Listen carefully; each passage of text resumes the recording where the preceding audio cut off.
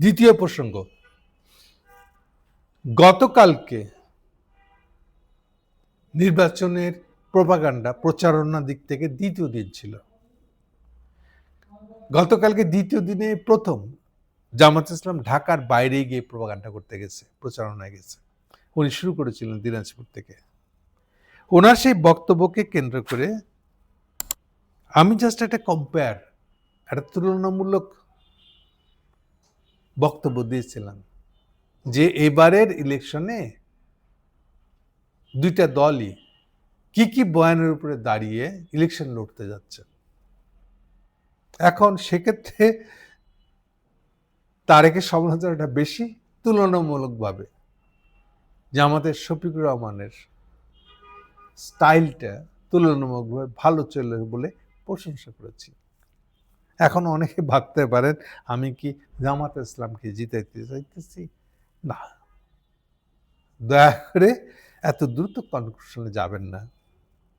আপনারা খেয়াল করেছেন এর আগেও আমি সুনির্দিষ্ট কোনো পার্টির সমর্থক নই, রাজনীতি করিই না। সব দলেরই যখন যে খারাপ করে সেই ব্যাপারে কঠোর হস্তে সমালোচনা করি।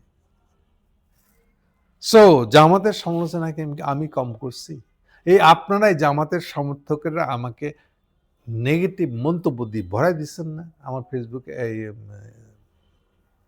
ইউটিউবের ভিডিওর নিচে। দেখেন আপনি পুরাতন ভিডিওগুলো তো আছে এখানে। ওকে, সরাসরি পরিষ্কার করে দিলাম যে আমি সুনির্দিষ্ট কোনো পার্টির পক্ষে, অমুক পার্টি জিতে আসুক এবার, এরকম কোনো আগ্রহ আমার নাই। আমি এরকম রাজনীতি করি না। ওকে, যখন যেই দলের যেটা খারাপ রাজনীতি ক্ষতি করবে যেটা, সেটা বিষয়ে কথা আমি বলি মূলত। এনিওয়ে, দেখেন এমনিতেই কালকে যেরকমভাবে শফিকুর রহমানের দিনাজপুরের বক্তৃতাগুলোর ভিতরে একটা পজিটিভ দিকটা কি আছে সেটা দেখাতে চেয়েছিলাম উদাহরণ হিসেবে। সো দ্যাট সবগুলো পার্টি যারা ইলেকশন করতেছে, ইলেকশন করতে গিয়ে বক্তৃতা যখন দিবে তখন যেন একটু চিন্তা ভাবনা করে, একটুর জন্য গবেষণা করে, একটুর জন্য আগে চিন্তা করে নেয় কি বলবে আর কি বলবে না, কোন বলাটা তার ইলেকশন ক্যাম্পেইনে বেশি কাজে লাগবে, এগুলো যেন তারা ওদিকে দৌড়ায়। আমার মূল উদ্দেশ্য সেটাই। এনিওয়ে, সেই উদ্দেশ্যের জায়গা থেকে এই একই গতকালকে আবার তাহের সাহেব, জামাতের দিক থেকে তাদের অদ্ভুত নিয়ম, তাহের সাহেব যদিও ভাইস প্রেসিডেন্ট, তাহের সাহেবকে মনে করা হয় দলের 2 নম্বর ব্যক্তি। অদ্ভুত এটা, তাদের কালচার, তাদের রাজনীতি কালচার। এনিওয়ে, শফিক সাহেব, আচ্ছা আর এক প্রবলেম আছে, তারা তো আর আমির বানা রাখছে এই রাজনীতির দলে। আবার আমির এটা যে কি অর্থে তারা ব্যবহার করে আমি জানি না। আমির কথাটা রাজতন্ত্রের ভিতরে খাপ খায়। রাজনীতি মানে যেখানে পাবলিকের রাজনীতি, রাজনীতি শব্দটার অর্থই হলো পাবলিক। পাবলিক ছাড়া রাজনীতি হয় না। রাজারা রাজনীতি করে না, রাজা আর রাজনীতি একসাথে যাবে না। রাজা একটা রাজনৈতিক বক্তব্য দিয়েছেন, শুনছেন কোনোদিন? না, এটা হবে না। রাজা তো হুকুম দেবেন। রাজনীতি হলো পাবলিকের সাথে নিয়ে যে কাজ করতে হয়, পাবলিকের জন্য যে কাজ করতে হয়। পাবলিক ধারণা। আপনার দেশের লোকের জন্য বহুত কিছু করতে পারেন, কিন্তু দেশের লোককে কি আপনি ক্ষমতাবান, তারাই আসল ক্ষমতা, ওই ক্ষমতা নিয়ে আমি ক্ষমতা আসছি, এই বোধ থেকে কি আপনি শাসন করেন? উত্তর হচ্ছে না। দুনিয়ার কোনো রাজা বাদশাহ আমির এটা করে না। এই কারণে আমির শব্দের সাথে রাজনীতির কোনো সম্পর্ক নাই। রাজনীতি মানেই হলো জনগণ, জনগণ মানেই হলো সব ক্ষমতার উৎস কিন্তু এই জনগণ, আমি না, আমি রাজা না। এই জন্য রাজনীতি শব্দটার সাথে রাজার কখনোই মিশে বলা যাবে না। রাজা রাজনীতিটা কিন্তু খুব ভালো না, এরকম বাক্য বলা যায় না। এটা স্ববিরোধী বাক্য হলো আসলে। তো সেখানে আপনি দলের রাজনৈতিক দল দেখেন, এটা যদি রাজনৈতিক দল হয়ে থাকে তাহলে আবার রাজনৈতিক দলই যদি হয়ে থাকে তাহলে আবার আমির হন কি করে? আপনি আমিরটাকে আপনি প্রধান হিসেবে ধরেছেন আপনি আসলে, কিন্তু কিসের প্রধান? ওই জায়গাটায় আউলা জাউলা পাকা ফেলছেন। আপনার ভূখণ্ডের প্রধান তো হয় রাজা, বাদশাহ, সম্রাট, আমির। এই যে আমির থেকে তো আপনি ওই যে আমির শব্দটা নিয়ে আসছেন। আপনাদের যে কোনো জনগণ বলতে কোনো কিছু ধারণা নাই। জনগণ যে ক্ষমতার উৎস, ক্ষমতার বিষয় দিক থেকে আপনি দেখেন নাই, এই চিন্তাটা আপনাদের জন্য নাই। দ্যাট ইজ দ্য বিগেস্ট ত্রুটি। আপনি যতই বলেন আপনার জনগণের জন্য, জনগণের পার্টি করতেছেন, আমাদের বেসিক ধারণাটাই গণ্ডগোলে, মৌলিক ধারণাটার ঘাটতি আছে, মারাত্মক ঘাটতি। এটা জামাতের উচিত অবিলম্বে এই আমির বলাটা বন্ধ করেন। পাবলিকের রাজনীতি দল, রাজনীতি দল মানেই পাবলিকের রাজনীতি দল, ক্ষমতা পাবলিকের, তাহলে আপনি আবার আমির কিসের? এই চিন্তাটা একটু ভালো মতন করেন, কইরা এটা কারেক্ট করে নিয়েন। এই নিয়ে আমার মূল সাবজেক্টে আসি এখন। কালকে একদিকে আপনি আমির এই কথা বলেছেন, যার প্রশ্ন করছি আমি, একই সঙ্গে আপনার ভাইস প্রেসিডেন্ট তাহের সাহেব কুমিল্লায় বসে দেখেন আর এক কথা বলছে। আজকের প্রসঙ্গটা মূলত এটা নিয়ে। তাহের সাহেব ওখানে বলেছেন, সম্ভবত 14 গ্রামের আশেপাশের বক্তৃতা, তারেক ইন্ডিয়ার সাথে চুক্তি করে দেশে ফিরেছে। এই বক্তব্যের বিরুদ্ধে আজকে তারেকের যে এক উপদেষ্টা মাহাদি আমিন, তিনি এটার প্রতিবাদ করেছেন, কোথাও বক্তৃতায় বলেছেন হয়তো। এটা আমার কাছে অতটা ইম্পর্টেন্ট না। আমার কাছে ইম্পর্টেন্ট জায়গাটা যেটা, সেটা হলো আমি এই ইয়েগুলো দেখছিলাম, মাহাদি আমিনের এই জামাতের তাহের সাহেবের বক্তব্যের কাউন্টার বলতে পারি আমরা, সেই হিসেবে দেখতে পারি। তো না, সব পত্রিকায় কম বেশি এটা এখনো হেডলাইন, সব পত্রিকায়, বিশেষ করে অনলাইন পত্রিকাগুলোতে এই হেডলাইনগুলোর আবার অ্যাগ্রেসিভ হেডলাইন সব। মানে তাহের সাহেব যেই দোষী অলমোস্ট সেম দোষী হেডলাইনগুলা। কিন্তু এদের মধ্যে একমাত্র ব্যতিক্রম দেখলাম সমকালেরটা, তুলনামূলক অনেক সোবার। সমকালের হেডলাইনটা পড়তেছি, ভারতের সঙ্গে বিএনপির চুক্তি বিষয়টি অসত্য। মাহাদি আমিন মানে বিএনপির তারেকের উপদেষ্টা মাহাদি আমিন বলতেছেন, ভারতের সাথে বিএনপির চুক্তির বিষয়টা অসত্য, সম্পূর্ণ অপপ্রচার। দেখেন, খুব প্লেন অ্যান্ড সিম্পল ল্যাঙ্গুয়েজে বিরোধিতা করেছেন। ইয়েস, উনি একদম সত্য কথাই বলেছেন। কেন? তাহলে তাহের সাহেব ভুল করলেন কোথায়? তাহের সাহেব যেটা ভুল করেছেন সেটা হলো যে শব্দ উনি ব্যবহার করেছেন, ব্যাককেলের শব্দ ব্যবহার, আচরণ করা উচিত না যখন আপনি প্রতিদ্বন্দ্বীর সমালোচনা করতে যাচ্ছেন। আপনি শব্দটা ব্যবহার করছেন চুক্তি, এই শব্দের উপর জোর দিয়ে, এটা হচ্ছে মূল শব্দ। তারেক ইন্ডিয়ার সাথে চুক্তি করে আসছে, তো স্বভাবতই বিএনপির যে কেউ কেন, আমিও বলবো যে আপনি এটা মিথ্যা কথা বলছেন, কারণ চুক্তি হয় নাই। হ্যাঁ, কথাবার্তা কি হয় নাই? হ্যাঁ হয়েছে। আন্ডারস্ট্যান্ডিং, হ্যাঁ হয়েছে। বুঝ পরামর্শ, বুঝাপড়া, হ্যাঁ এগুলো সব হয়েছে, কিন্তু চুক্তি নো। তাহলে এই যে শব্দ ব্যবহারের সময় যে খেয়াল রাখেন না, এগুলা এমন একটা শব্দ ব্যবহার করে কথাটা নাকচ করতে যাচ্ছেন বা কাউকে দোষারোপ করতে যাচ্ছেন, এই শব্দটা তো সঠিক না। শব্দটা হাইপ তোলার শব্দ, চটকদারি শব্দ ইউজ করছেন, এই শব্দ আপনি তো ইউজ করতে পারবেন না। তাহলে এই চিন্তা ভাবনাগুলো আপনি করেন নাই, তাহলে আপনি আসলে কি করতে চাচ্ছেন, করতে গেছেন? তাই সব আপনি যেটা করতে গেছেন তা হলো বাংলাদেশে এখন অ্যান্টি ইন্ডিয়ান হেজিমনির বিরুদ্ধে একটা প্রবল জনমত আছে, এবং এই জনমতটা শহর গ্রাম নির্বিশেষে সব জায়গায় আছে। আপনি ওইটা শেয়ার নিতে গেছেন, ওকে নেবেন, কিন্তু এইটা নেওয়ার সময় আপনাকে খেয়াল রাখতে হবে না কোন শব্দ বলে আপনি কাজটা করবেন। এটা তো আমার কোনো দরকার নাই যে আপনার গ্রামের মানুষকে যেখানে বক্তৃতাটা দিচ্ছেন সেখানে সবাইকে চুক্তি দিয়ে যে কথা শব্দটা ঘটনাটা বুঝাইতে হবে। আপনি যদি বলতেন ওদের সাথে কথা বলে আইছে, বুঝাবুঝি করে আইছে, কি তফাৎটা কি হতো আপনার? গ্রামের মানুষ বুঝাবুঝিটা ভালো বুঝতো না চুক্তি বললে পরে বেশি বুঝতো? আবার চুক্তি বললে তো আপনি এই লিগ্যাল প্রবলেমে পড়ে যাবেন। ওখানে তো কোনো চুক্তি হয় না। লিখিত পড়িত কোনো আলাপ তো হয় নাই। এই আলাপটা কেমন হয়ে গেছে? দেখেন 71 এর পরে 72 তে এই অভিযোগ আওয়ামী লীগ বিরোধী ইসলামপন্থী দলগুলোর এই অভিযোগ ছিল, ইনক্লুডিং ভাসানী নামে। শেখ মুজিব ইন্দিরা গান্ধীর সাথে চুক্তি করছে, অথবা তাজউদ্দিন ইন্দিরা গান্ধীর সাথে চুক্তি করছে,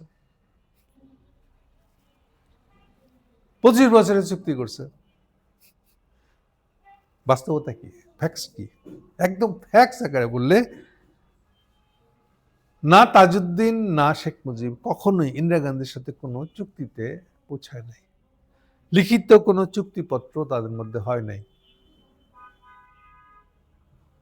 তার কি হয়েছিল? জিনিসটা আসলো করতে এমনকি এমনও ভাষ্য পাবেন হাসিনাও ভীত ছিল। 97-এ বলতেছে যে এই 97 আসলে ভালা, এই বছরটা আসলে ভালা, তাহলে এই প্রথম আমি 25 বছর চুক্তি করার দিকটা থেকে মুক্ত হয়ে যাব, কারণ 25 বছর তখন হয় আসলে।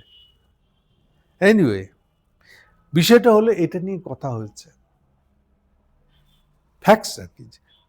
কিন্তু তাজউদ্দিন সবসময় এই যুক্তিতে এড়াই গেছে যে আমরা তো এখন রাষ্ট্রই না, ঘোষণা দিচ্ছি বলে আমরা রাষ্ট্র হয়ে গেছি, কিন্তু কার্যত প্র্যাকটিক্যালি আমরা তো বাংলাদেশেই ঢুকতে পারি না, আমরা এখন ইন্ডিয়ায় বসে থাকা একটা পলিটিক্যাল গ্রুপ, এখানে সরকার করছি বলে দাবি করতেছি, কিন্তু আমি কি আমার ভূখণ্ডে ফিরে যেতে পারছি? ফিরে যেতে পারি না। তাহলে এই অবস্থা আপনার সাথে চুক্তি করলে এটার অর্থ কি হবে, কি দাঁড়াবে? এই কথা বললে এটাকে ডেফার মানে ফেলা ছিল তাজউদ্দিন। তবে আমাদের স্বাধীনতা যুদ্ধের 15 খণ্ডের যে ইতিহাসটা আছে, যেটা জিয়াউর রহমানের আমল লিখিত, কিন্তু খেয়াল রাখবেন ওখানে যতগুলো দলিল বা রেফারেন্স আছে সেখানে এটা পরিষ্কার যে ইন্দিরা গান্ধী বাংলাদেশকে স্বীকৃতি দিতে চায় না, অন্তত 4 বার তাজউদ্দিনের রিকোয়েস্ট ফেরত দিছে, বারে বারে বলছে, দাবি করছে যে তোমরা তো আমি যেভাবে বলেছি সেই আমার শর্তগুলো তো মানো নাই, ওই শর্তের ভিতরে এটাও একটা শর্ত ছিল। আর স্ট্রেট কাট বললে 25 বছরের চুক্তির বিষয়ে যদি অন্তত মৌখিক হ্যাঁ না দিত, তাহলে কখনো এই সোভিয়েত ইউনিয়ন ইন্ডিয়ার পক্ষে এসে দাঁড়াতো না, চুক্তি করতো না। চুক্তি করতো ইন্ডিয়ার সাথে সোভিয়েত ইউনিয়ন হয়েছিল, 25 বছরের প্রতিরক্ষা চুক্তি হয়েছিল। ওই চুক্তি হয়েছিল বলেই বাংলাদেশ স্বাধীন হতে পারছিল। এখন আপনি যদি ধরে নেন যে ইন্ডিয়ার হাত দিয়ে আমাদের স্বাধীনতা হওয়া ছাড়া উপায় ছিল না, তাহলে আপনারা এই নিয়ে কোনো প্রশ্ন তোলার কোনো মানে হবে না। আর যারা প্রশ্ন তুলবেন তাদেরকে ধরে নিতে হবে যে আপনারা বাংলাদেশ স্বাধীন হতে চাচ্ছিলেন না। তাই প্লেন অ্যান্ড সিম্পল, যে যেটা চয়েস করবে সে তাকে ওই পথে যেতে হবে। সার কথা হলো অ্যাজ এ ফ্যাক্টস বাংলাদেশের সাথে ইন্ডিয়ার কখনোই 25 বছরের চুক্তি হয় নাই, কোনো চুক্তি হয় নাই। তাহলে চুক্তি হয়েছে, এই চুক্তি শব্দটা ইম্পর্টেন্ট। তো ওটাকে পাশ কাটায়, ওটাকে আপনিও ট্যাকটিক্যালি, ওরা যেমন ট্যাকটিক্যালি এড়াই গেছে আপনিও এড়াই যান। আপনারও তো বলার দরকার নাই তারেক চুক্তি করে আসছে কিনা। আপনি আনন্দবাজারের রিপোর্টারে রেফারেন্স দিয়ে কথা বলেন, রিপোর্টের মধ্যে কোথাও চুক্তি কথা নাই। আর চুক্তি যেটা হয় না আপনি চুক্তি বলেন কি করে? ইন্ডিয়া তারেকের সাথে চুক্তি করবে, এটাও তো একটা ব্যাকটেল কাণ্ড হবে, কারণ তারেক ক্ষমতায় নাই। তো তাহলে ও কার সাথে চুক্তি করলো না করলো কি সাথে এর বাস্তবায়নের কি কি বাধ্যবাধকতা তারেকের আছে? তাহলে মূল বিষয়টা হলো যার ক্ষমতাই নাই তার সঙ্গে চুক্তি কেন করবে কেউ? ইলেকশন আসছে, প্রচারণার সময় আপনারা যখন কথা বলবেন কোন শব্দ ব্যবহার করে কি বলবেন ওইটা আগে মাথায় প্ল্যান করে নেবেন। এমন কোনো কাণ্ড করবেন না যেটা আপনার গায়ের উপরে আসে। এই যে এখন যে পাল্টা তারেকের মাহাদি যখন এটা ইয়ে করলো, প্রতিক্রিয়া দেখালো, অস্বীকার করলো, এখন আপনি কি বলবেন? আপনি এখানে চুক্তিপত্র দেখাতে পারবেন? পাবেন না। তো তাহলে যেই জিনিসটা আপনাকে চ্যালেঞ্জ করলে আপনি হেরে যাবেন, সেটা আপনি কাজ করবেন কেন? আপনি আপনার সীমার মধ্যে থাকতে বলতেন যে একটা বুঝাবুঝি করে আসছে, সুন্দর, আপনি তো বলেন নাই যে চুক্তি করে আসছে। ওকে, সেকেন্ড প্রবলেম আবার দেখেন, এটা বললেও যে খুব সমাধান হতো তাও না। কেন? এটার কারণটা হলো যে আপনারা কেউই বলার দরকার নেই, আরো স্পষ্ট করে দিই, বোথ বিএনপি এবং জামাত দুজনাই ইন্ডিয়াকে ভয় পায়। তাদের ধারণা ইন্ডিয়ার হাত না ধরলে ক্ষমতায় যাওয়া যাবে না। আমাদের ক্ষমতায় যাওয়ার সমস্ত সম্ভাবনা তৈরি হয়ে গেলেও মানে কি, পাবলিকে ভোট দিয়ে দিলেও ইন্ডিয়া না চাইলে বোধহয় আপনারা ক্ষমতা দিতে পারবেন না। এই যে ধারণাটা একটা মিথ্যা, গভীরতম মিথ্যা ধারণা গেড়ে বসে আছে আপনাদের ভিতরে। এই ধারণার উপরে ভরসা করে বোধ বিএনপি এবং জামাত দুইটা পার্টি আপনাদের একদম প্রবল ঝোঁক আছে ইন্ডিয়ার হাত ধরা। কেন এই কাজটা করেন? এবং এইটার কারণেই তো এইবার আপনাদের এই ঝোঁকটা আছে, এই সমস্যা আপনাদের দলের আছে। সেটা রেখে আপনি এইবার তাহলে বিএনপিকে এটা নিয়ে খুঁচাইতে গেলেন কেন? তাইলে বিএনপি চুক্তি করে আইছে ইন্ডিয়ার সাথে, চুক্তি। এই কথাটা, এই অভিযোগটা তোলার আগে আপনি নিজের দিকে একবার তাকাইলেন না? যে আপনার এইভাবে বিএনপির বিরুদ্ধে অভিযোগটা তুললে কি হবে? এটা তো আপনার বিরুদ্ধে অভিযোগ হিসেবে আসবে, হাজির হবে। কারণ সেম অভিযোগ তো আপনার বিরুদ্ধে, সেম কাজ তো আপনিও করেন। আরেকটু স্পষ্ট করে প্রমাণ করে দিই এটা। আপনার দলের সভাপতি, সভাপতি আর বলা যাবে না, আপনি বলতে হবে। আপনাদের আমির সাহেব, শফিকুল সাহেব লন্ডনে গেছিলেন না? কেন গেছিলেন? এ সম্পর্কে একটু ঝেড়ে কাশেন, পরিষ্কার করে আপনাদের অবস্থান বলেন। আপনারাও যে ইন্ডিয়ার সাথে কথা বলতে সুযোগ পেলে যে দৌড় দিয়ে চলে যান, তার প্রমাণ না এটা? তাহলে আপনারাও ইন্ডিয়ার কথা শুনলে, কথা বলার সুযোগ পেলে লন্ডনে দৌড় দেন। এই আপনারাই, এই যে রবার্ট কুক না কি জানে, ব্রিটিশ অ্যাম্বাসাডার, তার মাধ্যমে ইন্ডিয়ার সাথে কথা বলেন নাই? এগুলো কেন করেন? আপনাদেরকে এতবার করে বোঝানোর পর সেই আপনারাই আবার বিএনপির বিরুদ্ধে আঙুল তুলছেন, তারা ইন্ডিয়ার সাথে চুক্তি করে আছে। এগুলো মিলল?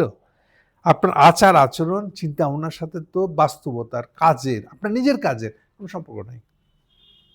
তাহলে কি পরিমাণে আপনারা বেখেয়াল, আত্মঘাতী লোক, এবার বুঝছেন? আপনার গ্রামের মানুষকে যা বুঝাবেন তাই যদি বুঝে, তাহলে তো যা খুশি বললেই হয়। তাহলে আবার যেখানে নিজে অপরাধটা নিজে করছেন, সেই অপরাধের দায়ে বিএনপিকে অভিযুক্ত করতে চাইলে হবে? তাহলে প্রথম কি কাজ করতে হবে আপনাদেরকে? আপনার যদি ইন্ডিয়ার এত ভয় থেকেই থাকে, তাহলে ওটা নিয়ে পড়ে থাকেন, আপনার ক্ষমতা যাওয়ার কথা চিন্তা করেন না। ইলেকশনের বেশিরভাগ অংশ আপনারা জিতবেন এই আশা করেন না। কারণ এই আশা করে কি লাভ আপনাদের? আপনারা তো ইন্ডিয়ার হাত না ধরতে পারলে ক্ষমতা যেতে পারবেন না, এটা মনে করেন, বিশ্বাস করেন। আপনাকে আমার এই নিয়ে কিছু বলার কিছুই নেই। আপনার দুইটা পার্টি একই অবস্থা। আরেকটা প্রমাণ দিয়ে দেখেন, আপনাদের খারাপ লাগবে আমি জানি, কিছু করার নেই। আপনাদের সংশোধন হতে গেলে যা করছেন সেটাকে রিভিউ করতে হবে, আবার ভেবে দেখতে হবে কি কি ভুল করছেন। এই যে হিন্দুদের ৬০ আসন, গোবিন্দ পরামানিকরা, বাংলাদেশের এই গোবিন্দ পরামানিকরা ৬০ আসন দিতে হবে, চিন্ময়রা ৬০ আসন দিতে হবে, এই বলে এই যে আপনাদের লোহাগড়ার জামাতের নেতাটা, তাকে একটু এখন সরে রাখছেন আপনারা, এবং তারেক জিয়া, রুমিন ফারহানকে দিয়ে এই কথা বলাই নাই তারা ৬০ আসন দিবেন আপনারা হিন্দুদেরকে? আপনারা জানেনই নাই ৬০ আসন দেওয়া স্বীকার করার অর্থ কি। যখন আমি আপনাকে চাবুক মারার মতন, এই দুইটা পার্টি কি চাবুক মারার মতন বললাম, এইটা করে আপনি বাংলাদেশকে আরেকবার টুকরা করে আরেকবার ইন্ডিয়ার সাথে এটাকে অ্যাটাচ হওয়ার পথে ঠেলে দিচ্ছে, তখন আপনাদের হুঁশ হয়েছে। থ্যাঙ্কস যে আপনাদের হুঁশ হয়েছে। তাহলে আপনারা কি ধরনের রাজনীতি করেন এটা বুঝে দেখেন। এবং এক্ষেত্রে আপনারা কেউ কম যান না, না বিএনপি না জামাত। এই ন্যূনতম আক্কেলটুকু আপনার নাই, এবং ওইটাতে ধর্মের ভিত্তিতে ভোট হয়ে যাবে শেষ পর্যন্ত। আপনি ধর্মের ভিত্তিতে ভোট করে এরপর টিকতে পারবেন? কারণ বাংলাদেশে হিন্দু জনসংখ্যা কোনো একটা কনস্টিটিউয়েন্সিতে কনসেন্ট্রেট করে নাই। আপনার উল্টা ওদের ঝোঁক আছে এটাকে শুধু হিন্দুদের ভোট আলাদা করে দেখানোর, এবং সেক্ষেত্রে একটা উদ্ভট দাবি তাদের যে বাংলাদেশের যে পরিমাণে জনসংখ্যা হিন্দুদের, তা দিয়ে তার 60টা আসন পেতে পারে। ওই যুক্তিতে তারা 60 আসনের লড়াই লড়তেছে, আর আপনারা বেকুবের মতন কোনো কিছু চিন্তা ভাবনা না করে ওটাতে হদিসে বসে আছেন।